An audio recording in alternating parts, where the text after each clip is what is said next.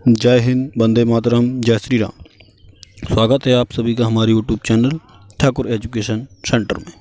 चलिए शुरू करते हैं आज का एक नया टॉपिक, जिसमें हम मनोविज्ञान के जीन पियाजे के सिद्धांत को बारीकी से समझेंगे। ज़बरदस्त क्लास है जो हमारी एग्ज़ाम में जो एग्ज़ाम लगे हुए हैं, अध्यापक परीक्षा है या सीटेट यूपीटेट है, जिसमें जैसे एग्ज़ाम है जो अध्यापक भर्ती से रिलेटेड हैं, उन सभी में ये पूछा जाता है। ये थ्योरी क्लास है, हम इसमें जीन पियाजे के सिद्धांत को बारीकी से समझेंगे। चलिए शुरू करते हैं। अगर चैनल पर पहली बार हैं तो चैनल को सब्सक्राइब अवश्य करें। चलिए शुरू करते हैं। पियाजे का संज्ञानात्मक विकास का सिद्धांत, मतलब जो मनोवैज्ञानिक थे पियाजे, ये बहुत बड़े मनोवैज्ञानिक थे। इन्होंने सिद्धांत दिया जिन्होंने बच्चे की अवस्थाओं को 4 भागों में बांटा था। उसी को आज हम बारीकी से समझेंगे। चलिए, जीन पियाजे को विकासात्मक मनोविज्ञान का जनक कहा जाता है। विकासात्मक मनोविज्ञान का जनक कहा जाता है, मतलब जो जीन पियाजे हैं उनको विकासात्मक मनोविज्ञान का जनक कहा जाता है। जीन पियाजे को का जन्म जो है वो 1896 ईस्वी में स्विट्जरलैंड में हुआ है। मतलब अगर आपको पूछा जाए कि जीन पियाजे किस देश के मनोवैज्ञानिक थे, वो किसके थे? स्विट्जरलैंड के मनोवैज्ञानिक थे। पियाजे ने सर्वप्रथम the language of thought of the child ये पुस्तक 1923 में लिखी थी।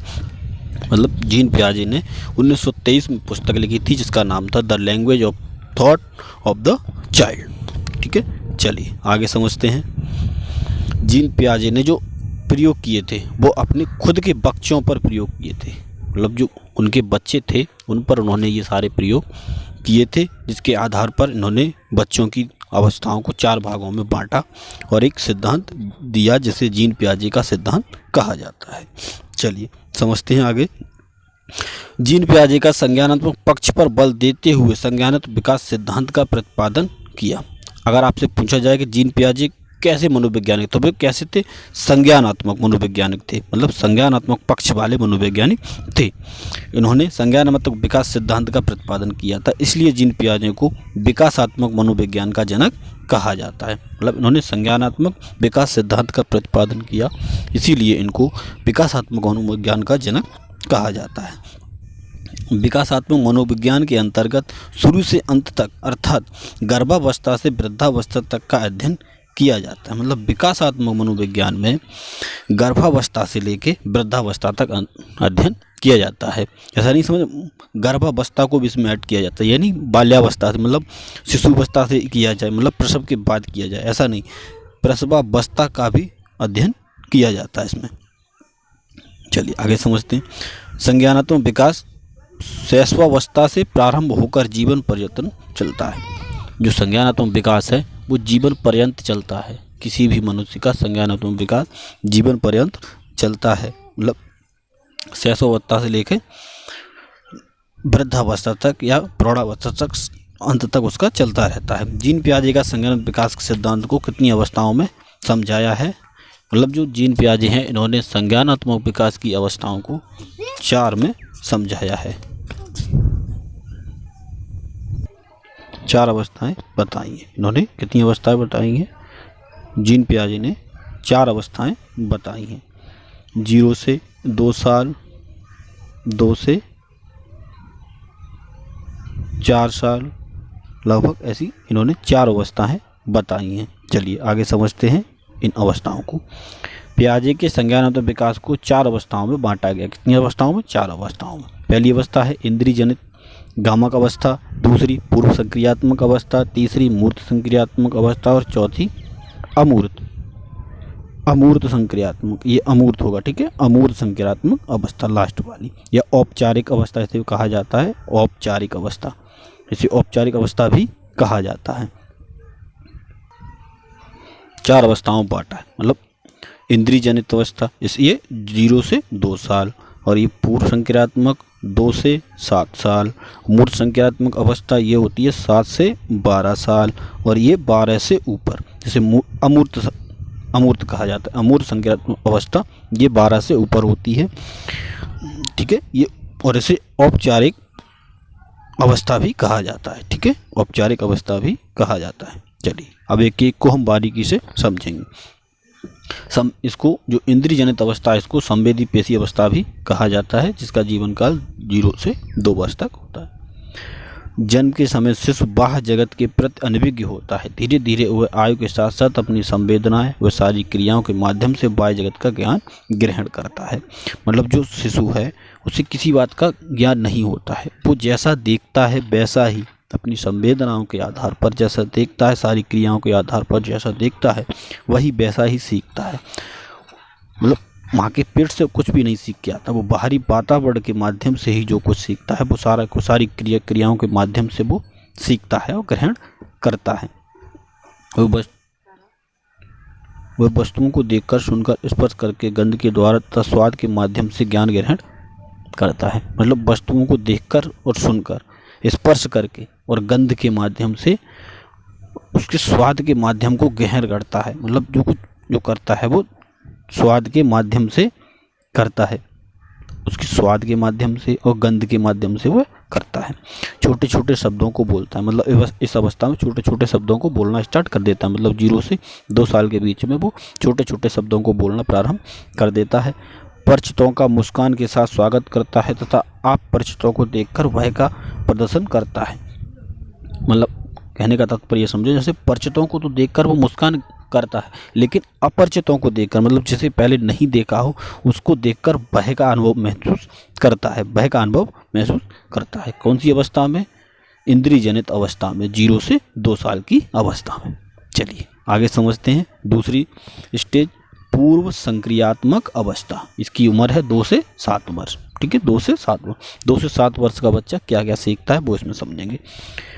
अवस्था में दूसरे के संपर्क में खिलौने के अनुकरण से माध्यम से सीखता है। मतलब इस अवस्था में दूसरे के संपर्क से और खिलौनों के माध्यम से उसके अनुकरण के द्वारा सीखता है, और इसी अवस्था को खिलौनों की अवस्था भी कहा जाता है। मतलब 2 से 7 वर्ष की अवस्था को खिलौनों की अवस्था भी कहा जाता है। शिशु गिनती, गिनना, रंगों को पहचानना, वस्तुओं को क्रम से रखना, हल्के भारी का ज्ञान हो जाता है। मतलब 2 से 7 वर्ष की अवधि में उसे गिनना, वस्तुओं को पहचानना और हल्के भारी का भी ज्ञान थोड़ा थोड़ा होने लगता है। जैसे माता पिता की आज्ञा मानना, पूछने पर नाम बताना, घर के छोटे छोटे कार्यों में मदद करना आदि सीख जाता है, लेकिन वह तर्क वितर्क करने की योग्यता नहीं होती है। इसमें यही ध्यान रखना है कि इसमें तर्क वितर्क की योग्यता नहीं होती है। ये माता पिता की आज्ञा मानना सीख जाता है, अगर कोई कुछ पूछे तो बताना सीख जाता है। मतलब कब? 2 से 7 वर्ष की उम्र में। और छोटे छोटे कार्यों में, घर के कार्यों में, जैसे घर कोई काम कर रहा है घर पे, तो उसके कार्यों में थोड़ी बहुत मदद करने लगता है। कब? 2 से 7 वर्ष की उम्र में। 2 से 7 वर्ष की उम्र में, पूर्व संज्ञानात्मक अवस्था में। अब हम तीसरी समझेंगे, तीसरी स्टेज को, स्थूल अवस्था या मूर्त संक्रियात्मक अवस्था। स्थूल या मूर्त संक्रियात्मक अवस्था जो होती है 7 से 12 साल, 7 से 12 साल। इस अवस्था में तार्किक चिंतन प्रारंभ हो जाता है, लेकिन बालक का चिंतन केवल मुहूर्त प्रत्यक्ष वस्तुओं तक ही सीमित रहता है। मतलब जो बच्चा है वो तार्किक चिंतन करने लगता है, लेकिन तार्किक चिंतन उसका सीमित कहाँ तक होता है? केवल मूर्त वस्तुओं तक ही। कहने का तात्पर्य यह है जो प्रत्यक्ष वस्तु है उसके ही अंडर वो तार्किक चिंतन कर सकता है। मतलब जो प्रत्यक्ष नहीं है, जो अप्रत्यक्ष रूप से है, उसके बारे में चिंतन वह नहीं कर पाता है, ठीक है। मतलब जो मूर्ति है केवल प्रत्यक्ष, जो प्रत्यक्ष वस्तु हैं उनके ही तक सीमित रहता है वो चिंतन करने में। चलिए आगे समझते हैं। आगे, वह अपने सामने उपस्थित 2 वस्तुओं के बीच तुलना, अगर पूछा जाए तुलना करना कब सीखता है, कौन सी अवस्था में, तो वो मूर्त संक्रियात्मक। अंतर करना किसमें सीखता है? मूर्त संक्रियात्मक अवस्था में। समानता करना वो भी मूर्त संक्रियात्मक। समानता असमानता बताना भी ये मूर्त संक्रियात्मक, किसमें? 7 से 12 साल की अवस्था में करना सीखता है। इसलिए इसे मूर्त चिंतन की अवस्था के नाम से भी जाना जाता है। मतलब इसी कारण, जैसे समानता करना, तुलना करना ये सीख जाता है, इसीलिए इसे हम मूर्त चिंतन की अवस्था भी कहते हैं। बालक दिन, तारीख, समय, महीना, वर्ष आदि बताने योग्य हो जाता है। मतलब अगर पूछा जाए कि समय कब बता लेता है, तो 7 से 12 साल की उम्र में बच्चा समय बताने लगता है। तारीख, समय, महीना, वर्ष ये सब अगर पूछा जाए तो वो बता देता है। तब कब बता देता है? वो 2 से 12 वर्ष की उम्र में वो बताना स्टार्ट कर देता है। उत्क्रमणीयशीलता पाई जाती है, इसीलिए इन्हें पलावटी अवस्था के नाम से भी जाना जाता है। उत्क्रमणीय अवस्था भी पाई जाती है, कहने का तात्पर्य यह है मतलब ये इसमें झूठ बोलने की भी अवस्था थोड़ी बहुत पाई जाती है, मतलब ये बात को बदल जाते, बह के कारण बात को बदलना भी इसमें इसी अवस्था में पाया जाता है। चलिए आगे समझते हैं। ये लास्ट अवस्था है औपचारिक संक्रियात्मक अवस्था। ठीक है, औपचारिक या अमूर्त संक्रियात्मक अवस्था, अमूर्त भी कह सकते हैं, अमूर्त संक्रियात्मक अवस्था 12 वर्ष। इस अवस्था में किशोर मूर्त के साथ साथ अमूर्त चिंतन करने योग्य हो जाता है, अमूर्त चिंतन करने लगता है। अमूर्त चिंतन समझते हो, मतलब जो प्रत्यक्ष न हो उसके बारे में भी वो चिंतन करने लगता है, इसीलिए इसे तार्किक चिंतन की अवस्था के नाम से जाना जाता है। अगर आपसे पूछा जाए तार्किक चिंतन की अवस्था कौन सी है, तो वो है औपचारिक अवस्था। और अगर ये पूछा जाए कि तार्किक चिंतन प्रारंभ कब करता है, तब आगे वाली अवस्था आएगी, तो मूर्त संक्रियात्मक अवस्था आएगी। अगर प्रारंभ करने की बात आए तो मूर्त संक्रियात्मक अवस्था, और तथ्य चिंतन की अवस्था पूछा जाए तो औपचारिक अवस्था बताएंगे। चलिए आगे समझते हैं। इस अवस्था में मानसिक योग्यता का पूर्ण विकास हो जाता है। जो मानसिक योग्यता होती है उसका पूर्ण विकास हो जाता है, लगभग 90% विकास हो जाता है। इस अवस्था में परिकल्पनात्मक चिंतन पाया जाता है, मतलब किसी भी बात का परिकल्पना करना, मतलब जैसे किसी को, जैसे हम प्रेमी वगैरह सिद्ध वगैरह करते हैं, ऐसी चीज़ों को मतलब उस पर नाप तोल करके उसका परिकल्पना करके जो चिंतन किया जाता है, उसमें ऐसे इस अवस्था में ऐसा किया जाता है। जीन पियाजे ने आत्मीकरण, समंजन, संतुलनीकरण, स्कीमा जैसी नवीन शब्दों का प्रयोग करके शिक्षा के क्षेत्र में महत्वपूर्ण योगदान दिया है। मतलब अगर आत्मीकरण पूछा जाए, आत्मीकरण किसकी अवस्था में, तो भी वो भी जीन पियाजे, समंजन तो भी जीन पियाजे, संतुलनी ये भी पूछा जाए, संतुलन बनाना तो ये भी जीन पियाजे के, और स्कीमा ये पूछा भी जा चुका है 2019 के सीटेट एग्जाम में, और यूपीटेट एग्जाम में ये स्कीमा ये पूछा भी जा चुका है। और अगर पूछा जाता है कि स्कीमा ये किसकी अवस्था में आता है, तो वो जीन पियाजे की अवस्था में आता है। इसमें स्कीमा किसकी अवस्था में आता है, जीन पियाजे की अवस्था में आता है स्कीमा।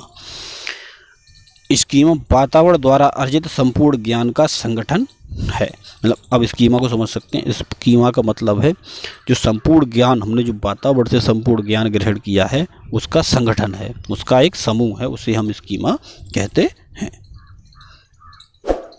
अगर वीडियो अच्छी लगी हो तो चैनल को सब्सक्राइब अवश्य करें, लाइक करें, शेयर करें और ईमानदारी से सब्सक्राइब अवश्य करें।